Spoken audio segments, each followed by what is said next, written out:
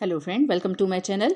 आज हम स्वास्थ्य से जुड़ी बातों में ये बात करते हैं कि इंसुलिन क्या होता है, शरीर के अंदर कैसे बनता है और डायबिटीज़ से बचने के लिए क्यों ज़रूरी है और शरीर में किस तरह से काम करता है। इंसुलिन एक तरह का हार्मोन होता है जो शरीर के अंदर प्राकृतिक रूप से बनता है और रक्त में मिलकर ग्लूकोज के स्तर को नियंत्रित करने का काम करता है। लेकिन हम में से ज़्यादातर लोग इंसुलिन के बारे में डायबिटीज़ जैसे खतरनाक रोग के कारण जानते हैं, क्योंकि यदि शरीर के अंदर इंसुलिन का उत्पादन ठीक से ना हो या यह अपना काम ठीक से न कर पाए तो शुगर के पेशेंट बन सकते हैं।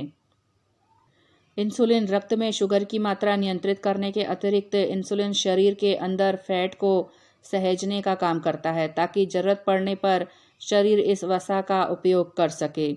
रक्त में ग्लूकोज का स्तर नियंत्रित करने के साथ ही इंसुलिन शरीर की हर कोशिका तक ऊर्जा पहुंचाने का काम भी करता है, यानी सीमित मात्रा में हर कोशिका तक ग्लूकोज पहुंचाता है। और हमारे शरीर को एक्टिव रखने के लिए इंसुलिन का उत्पादन और इसका ऑब्जर्वेशन दोनों ही बहुत ज़रूरी है। यदि इस प्रक्रिया में कोई भी दिक्कत होती है तो व्यक्ति थका हुआ और असहाय अनुभव करता है। इंसुलिन मेटाबॉलिज्म की प्रक्रिया को सही रखने में मदद करता है। इंसुलिन का उत्पादन अग्नाशय में होता है और कार्यक्षमता के आधार पर यह कई तरह का होता है। इंसुलिन का उत्पादन हमारे अग्नाशय यानी पैनक्रियाज में होता है। भोजन करने के बाद जब रक्त में शुगर और ग्लूकोज की मात्रा बढ़ जाता है, उस समय उस बढ़ी हुई शुगर को नियंत्रित करने के लिए इंसुलिन का स्राव होता है। और जिन लोगों को टाइप 1 डायबिटीज़ होती है, उनके पैनक्रियाज में इंसुलिन बनाने वाली बीटा कोशिकाएं नष्ट होने के कारण इंसुलिन नहीं बन पाता है। और जिन लोगों को टाइप 2 डायबिटीज़ होती है, उनके शरीर में इंसुलिन बनता तो है लेकिन यह इंसुलिन प्रभावी नहीं होता है। इसलिए ग्लूकोज की मात्रा को नियंत्रित करने के लिए इंसुलिन लेने की आवश्यकता होती है। साथ ही जैसा कि बताया गया है कि इंसुलिन एक हार्मोन है और इसका उत्पादन अग्नाशय में होता है, लेकिन डायबिटीज़ के मरीज शुगर को नियंत्रित करने के लिए जिस इंसुलिन का उपयोग करते हैं उसकी कार्यक्षमता शरीर में बनाने वाले इंसुलिन से अलग होती है। यह भिन्नता इंसुलिन के प्रभाव के आधार पर होती है।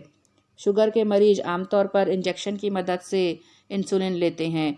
एक इंसुलिन वह होता है जो इंजेक्शन लगाने के मात्र 15 मिनट में असर दिखाना शुरू कर देता है और करीब 4 घंटे तक शरीर में इंसुलिन की कमी को पूरा करता है। और दूसरा इंसुलिन वह होता है जो इंजेक्शन लगने के करीब 30 मिनट बाद असर दिखाना शुरू करता है और यह शरीर में करीब 6 घंटे तक इंसुलिन की कमी को पूरा करता है। इसके अलावा एक इंसुलिन वह होता है जो इंजेक्शन लगने के 2 घंटे बाद असर दिखाना शुरू करता है और इसका असर शरीर के अंदर 12 घंटे तक रहता है। और चौथा इंसुलिन वह होता है जो इंजेक्शन लगने के 1 घंटे बाद असर दिखाना शुरू करता है और वह शरीर के अंदर 24 घंटे तक इंसुलिन की कमी को पूरा करता है।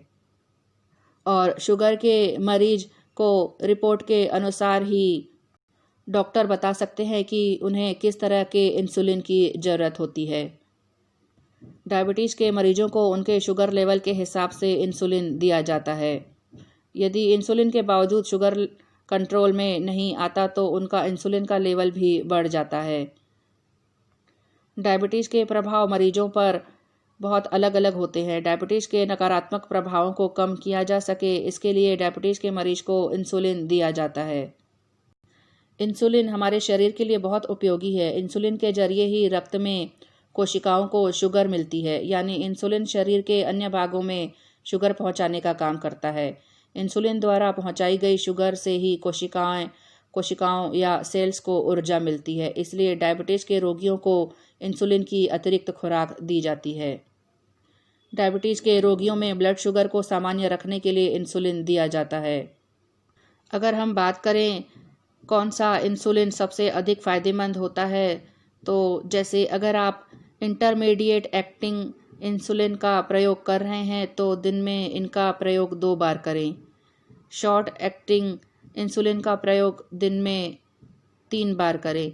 और अगर आप लॉन्ग एक्टिंग का प्रयोग कर रहे हैं तो इसे दिन में 1 बार, वो भी सोने से पहले प्रयोग करें। इंसुलिन का इंजेक्शन लेने का मतलब यह बिल्कुल भी नहीं है कि यह हमेशा के लिए हो गया है। आप बिना इंसुलिन के इंजेक्शन के भी मधुमेह को नियंत्रण में रख सकते हैं। टाइप 2 डायबिटीज़ से के शुरुआत में या फिर गर्भावस्था के दौरान में इंसुलिन का प्रयोग करें। उसके बाद बिना इंसुलिन के भी मधुमेह के प्रभाव को कम कर सकते हैं। इसके लिए नियमित व्यायाम करें और खान पान का विशेष ध्यान रखें। और डायबिटीज़ से ग्रसित कई लोगों के लिए इंसुलिन उनकी ज़िंदगी का ज़रूरी हिस्सा है। ऐसे में किसी भी तरह की परेशानी से बचने के लिए ये सुनिश्चित करना काफ़ी ज़रूरी हो जाता है कि इंसुलिन का इस्तेमाल सही तरीके से किया जा रहा हो। दूसरों से इंसुलिन पेन बांटना। दूसरों के साथ इंसुलिन पेन बांटने से रक्त जनित बीमारियों और संक्रमण का खतरा सबसे ज़्यादा रहता है, जैसे हेपेटाइटिस या HIV। आप नई सुई के साथ अपने इंसुलिन पेन का इस्तेमाल कई मर्तबा कर सकते हैं, लेकिन अगर आप अपना इंसुलिन पेन किसी दूसरे के साथ बांटते हैं तो ये काफ़ी असुरक्षित हो सकता है। और इंसुलिन को गलत तरीके से स्टोर करना, जैसे यदि इंसुलिन को ज़्यादा ठंडी या गर्म जगह पर रखा जाए तो इससे इंसुलिन की ब्लड शुगर को नियंत्रित करने की क्षमता घट जाती है। जितने ज़्यादा वक्त तक इंसुलिन इस स्थिति में रहेगा उतना ही उसका असर कम होता जाएगा। इंसुलिन का भंडारण करने के सही तरीके होने चाहिए। बंद इंसुलिन की बोतल को फ्रिज में 2 डिग्री सेल्सियस से 7 डिग्री सेल्सियस तापमान में रखें और इस्तेमाल में लाई गई इंसुलिन की बोतल को रूम टेम्परेचर या रेफ्रिजरेटर में 28 दिनों तक रखा जा सकता है। साथ ही इंसुलिन को त्वचा के मोटे हिस्से जहां पर चर्बी हो में इंजेक्ट किया जाना चाहिए, जैसे कि नाभि से कुछ इंच की दूरी पर पेट के आसपास। साथ ही जांघों का बाहरी भाग, कूल्हों, बाजू का पिछला भाग। और अगर इंसुलिन मांसपेशियों के भीतर तक जाता है तो इससे ज़्यादा दर्द होता है और ये शरीर में जल्द अवशोषित हो जाता है, जिससे कि रक्त में ग्लूकोज का लेवल कम हो जाता है। और हमेशा ध्यान रखें कि इंसुलिन लेने से पहले उससे जुड़ी सभी चीज़ें जमा करें। हाथों को साबुन और पानी से अच्छे से धो लें। इंसुलिन की बोतल को ध्यान से देखें और जांच लें कि आप सही लेवल का इस्तेमाल कर रहे हो।